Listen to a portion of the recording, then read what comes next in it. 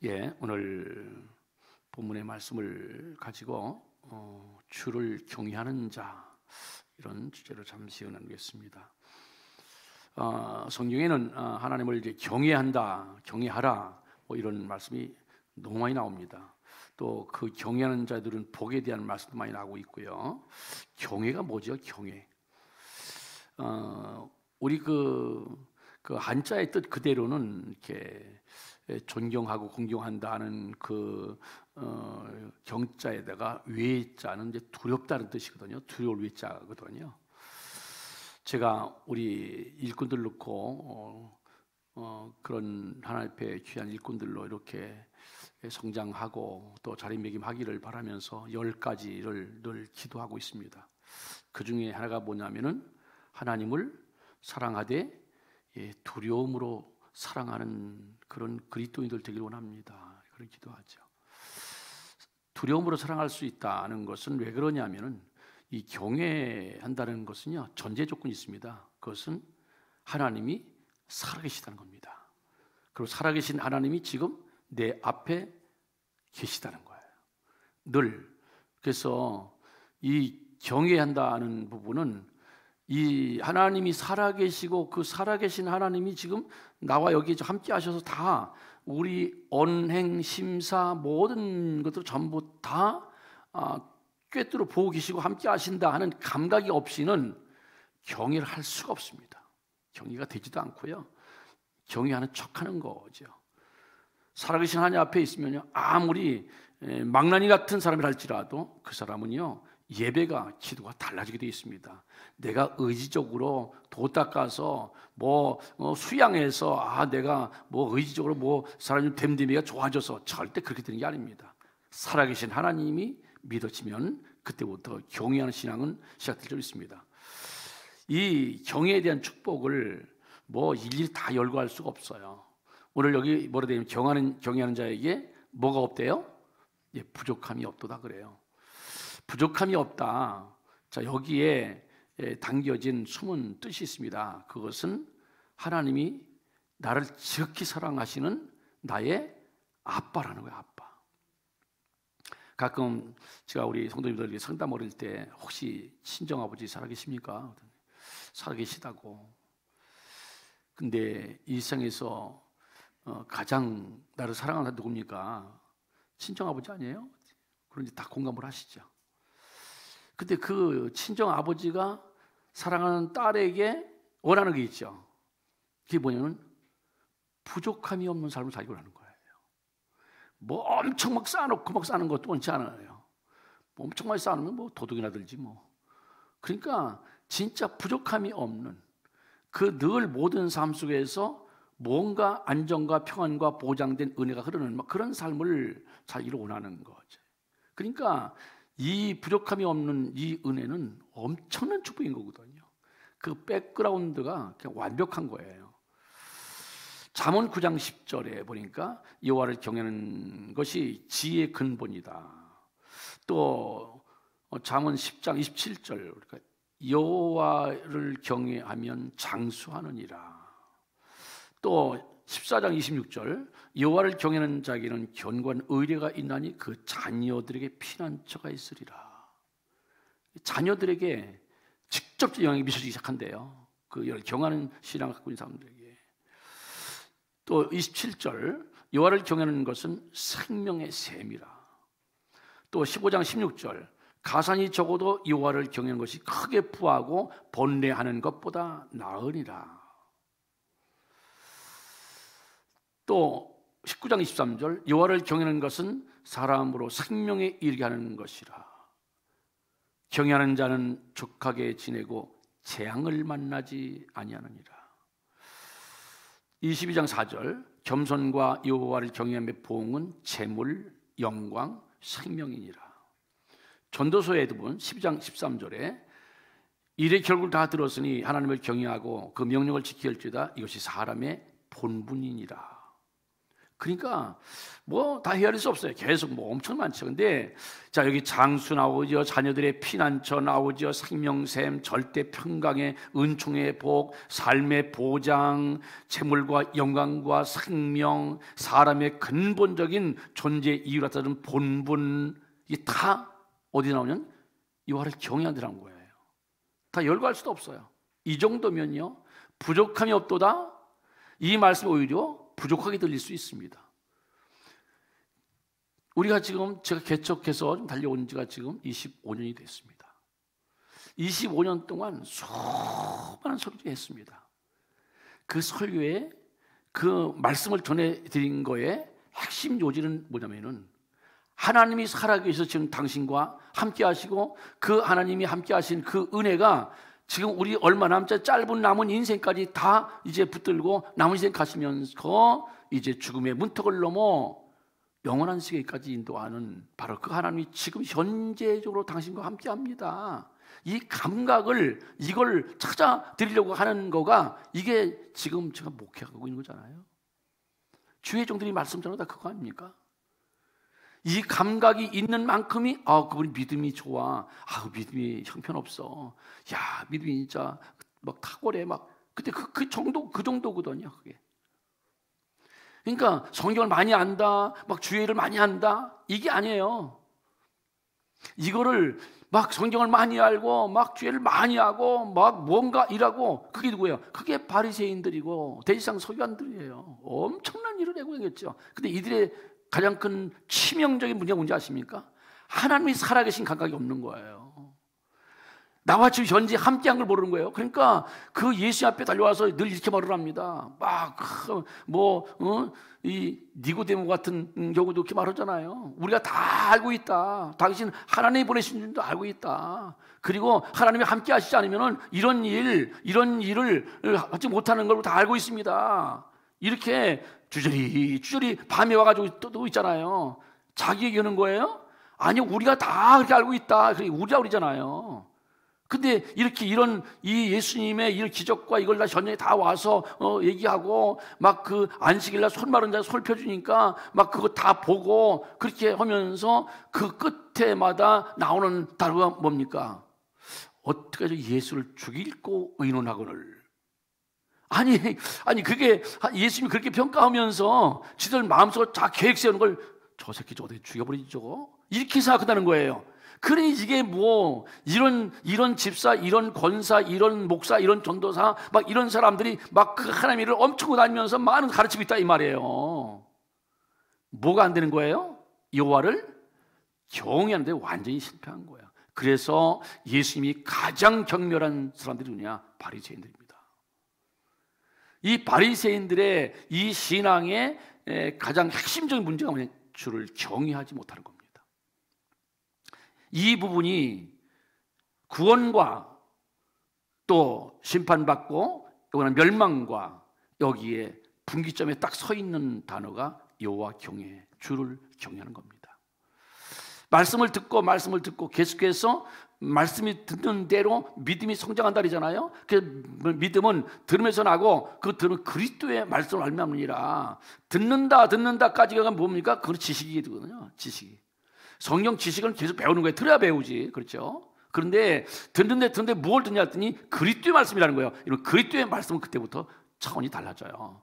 그 말씀을 듣는 대로 점점 되게 영적인 레벨업 되는, 계속해서 레벨업되어 가는데 그 레벨업은 하나님 살아계신 하나님이 감각이 살아나기 시작한 겁니다. 문둥병자가 발로 막 푹푹 찔러서 발로 쑥쑥 들어가도 하나도 아프지 않은 거예요. 들어가는 건 알아요. 바늘이 들어가는 내 몸으로. 근데 아프질 않은 거예요. 왜? 감각이 없는 거예요. 교회를 20년 다녔는데도 감각이 없는 거예요. 하나님 살아계신 감각이. 이걸 갖다가 어디 써먹고 있냐? 썩어 빠진 세상 거 복받고 세상 거 잘 되는 데 갖다 써먹는 거예요. 이거 갖다가. 그렇게 해서 써먹어가지고 진짜 돈 많이 벌고 존경받고 누리고 막 그 기득권을 누렸던 사람들이 바로 서기관들, 바리새인들, 대상들, 당시 유대인들입니다. 이들이 예수님이 따라타가지고 하나님 살아계시다 그러니까 깜짝 놀란 거예요. 그래가지고 이 살아계신 하나님이 예수님이 딱 나타나니까 지금 우리의 삶 속에 주님 늘 함께 하신다 하고 나니까 지금까지 하나님 팔아먹고 막 돈 벌고 명예 누리고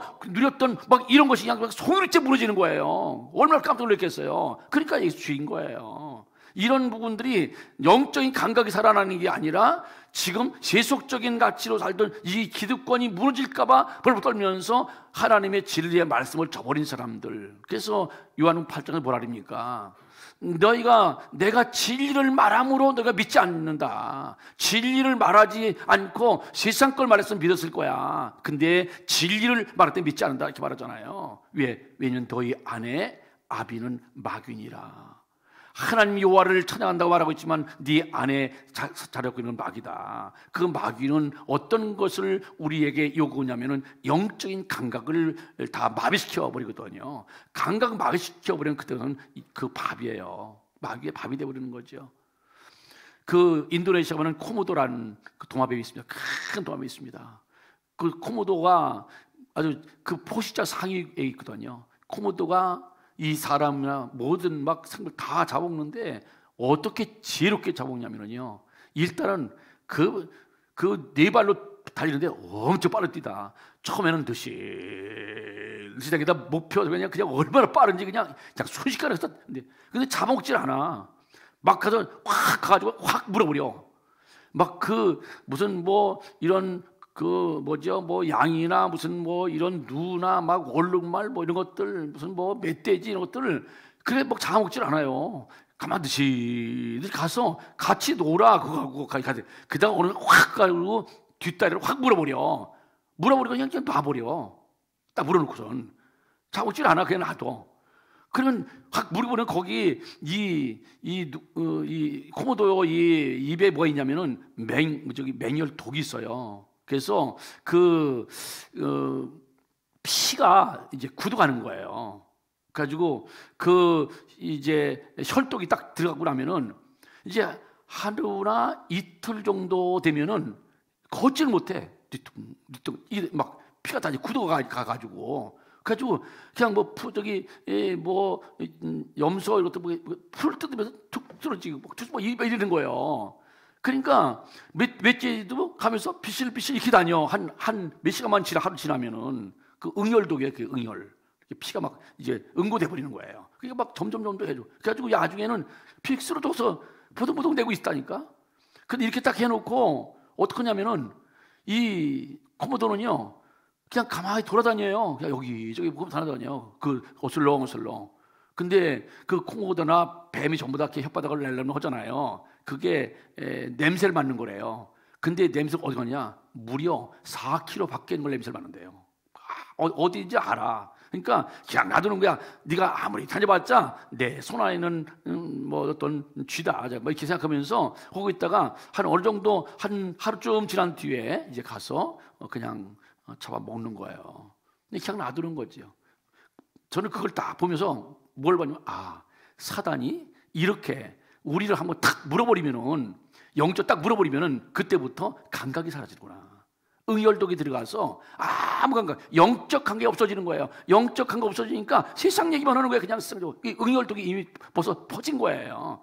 그때는 무슨 얘기를 해도 믿어지지 않습니다. 왜냐하면은 감각이 사라진 거예요.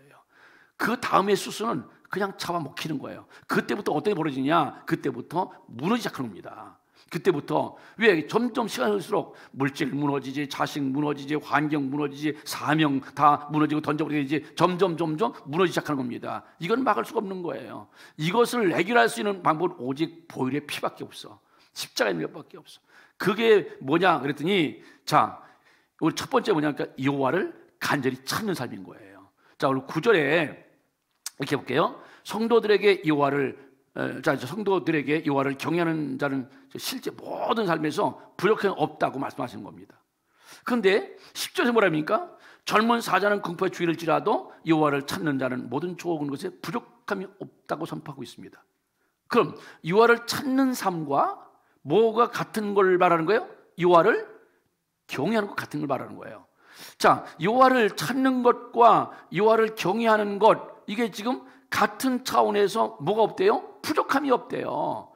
그러면은 뭐가 중요하냐? 여호와를 찾는 게 중요하구나. 그걸 알 수 있단 말이에요. 그럼 여호와를 찾는 삶은 뭐예요? 여호와를 찾는 삶의 가장 기본이 영과 진리로 예배하는 겁니다.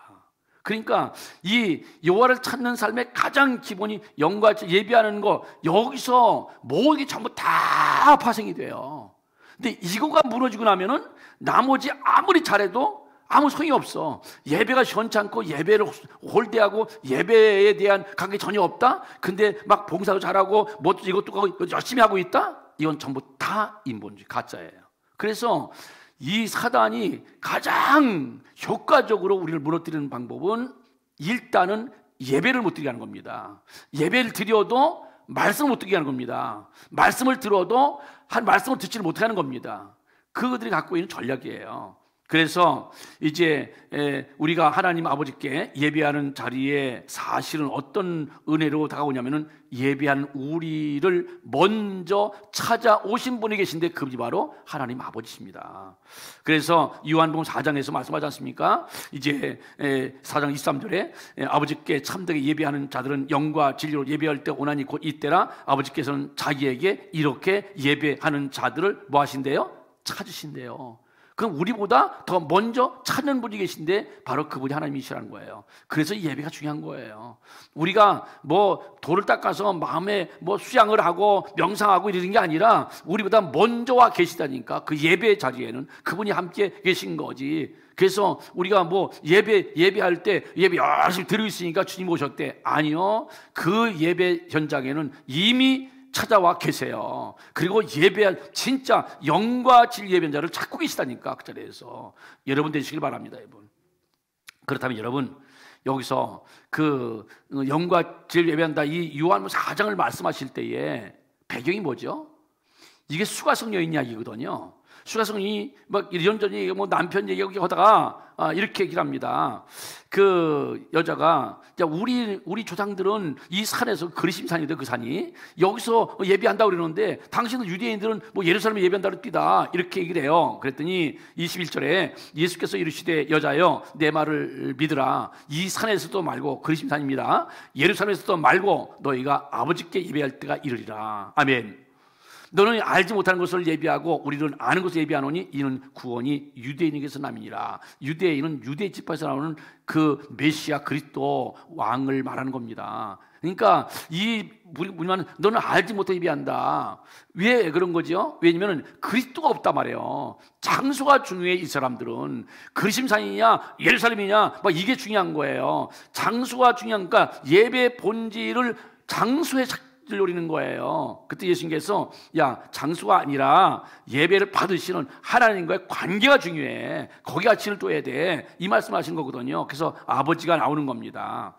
그래서 우리도 예배할 때에 나를 살리시고 나에게 복 주시려고 우리보다 먼저 예배 찾아오신 하나님 아버지를 만나기 위해서 찾아가는 발걸음 되시기를 바랍니다. 자, 또 하나는 뭐예요? 11절 너희 자녀들아 와서 내 말을 들으라. 내가 이와를 경외하는 법을 너에게 가르치리라. 여기서 뭐가 나오냐면요, 하나님의 말씀을 인격적으로 듣는 거예요. 인격적으로 하나님의 말씀을. 그러면은 여기 너희 자녀들아 와서 내 말을 들으라 이렇게 말씀하시잖아요. 여기에 짧은 내용에 귀한 은혜를 담고 있습니다. 와서라는 단어를 보셔야 됩니다. 와서. 왜냐하면 단순히 좋은 말씀, 처세에 도움이 되는 유익한 말씀, 몰랐던 것을 알려주는 지식적인 말씀 다 귀하단 말이에요. 근데 이 은혜가 다 귀하긴 한데 이 은혜 받기 전에 중요한 전제 조건이 있어요. 그게 뭡니까? 와서입니다. 와서. 그러면은 뭔가 이런 거저런 듣고 우리 도움이 됐어 이런 게 아니라 어디로 오라는 거야?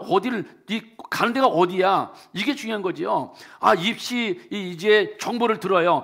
이렇게 좋고 이런 거 이렇게 뭐 좋은 데 갈 수 있고 이렇게 좋은 정보가 있대. 그거 좋은 거 알겠어. 근데 어디로 가는 거리? 어디서 듣는데 그거를? 이렇게 되잖아요. 그러니까 그게 뭐예요? 그러니까 너희 자녀들아. 그러고 보니까 누구예요? 아버지예요.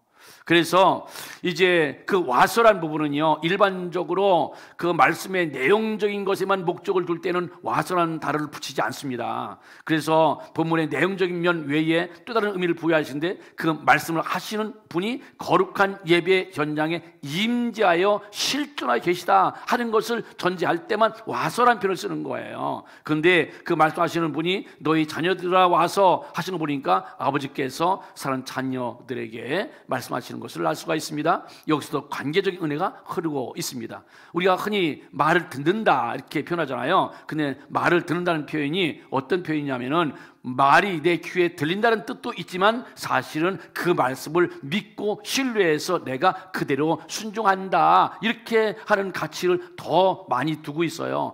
우리 딸은 말을 안 들어. 그 무슨 내 말이 안 들리는 말이 아니에요. 그 말을 신뢰해서 듣고 실천하지 않는다 이런 뜻이잖아요. 우리가 하는 말씀을 듣는다 이건 뭡니까? 말씀을 듣는 것은요, 그 말씀을 신뢰해서 그대로 믿고 실천하는 것을 말하는 거예요. 그때 어떤 게 우려진다고요? 그게 경외하는 신앙인 거예요. 그러니까 아무리 많이 들어도 실천되지 않는다? 그런 경외하는 신앙이 아닙니다. 왜냐하면 경외하는 그 삶은요, 육의 눈에 보이지 아니하시는 영이신 하나님, 말씀이신 하나님을 인격적으로 만나 뵙고 그 말씀을 100% 신뢰해서 그 말씀대로 순종하는 삶을 사는 것이 바로 경외하는 삶이기 때문입니다. 그래서 여러분, 마태복음 21장 28절 이하에 보면은 두 아들이 나오죠. 큰아들, 작은아들 나오는데 아버지께서 야, 저 포도원에 좀 가서 일 좀 해라 했더니 큰아들은 간다고 하고 안 가고 새버렸어요. 그렇죠? 근데 둘째 아들은 뭐래요? 싫어요 해놓고 가다가 가야겠는데 하고 혼자 들었단 말이에요. 둘 중에 누가 순종한 거냐, 누가 경외한 거냐, 누가 진짜 하나님의 아버지 뜻대로 산 거냐, 이렇게 비유를 하세요. 그러면서 야, 너희들보다 바리새인 너희들 세상 너희들보다 저 창녀들 창기들과 세리들이 훨씬 더 빨리 들어갈 거야 천국에, 이렇게 말씀하시거든요. 무슨 얘기입니까? 순종하냐 이 말이에요. 말씀에 그것이 바로 말씀을 인격적으로 듣는 줄로 믿으시길 바랍니다. 자, 오늘 본문에서 여호와 하나님을 경외하는 실제의 삶을 가르쳐주는 말씀이 오늘 11절에 나오잖아요. 그죠? 11절에 이렇게 그 법을, 여호와를 경외하는 법을 가르쳐주리라 이렇게 하는데, 집에 가셔서 12절부터 마지막 22절까지 한번 읽어보세요. 꼭 읽어보세요. 예, 이것은 여기에 자세히 나와 있어요. 이 여호와를 경외하는 구체적인 삶이 쫙 나와 있거든요. 가르쳐 주시는 거예요.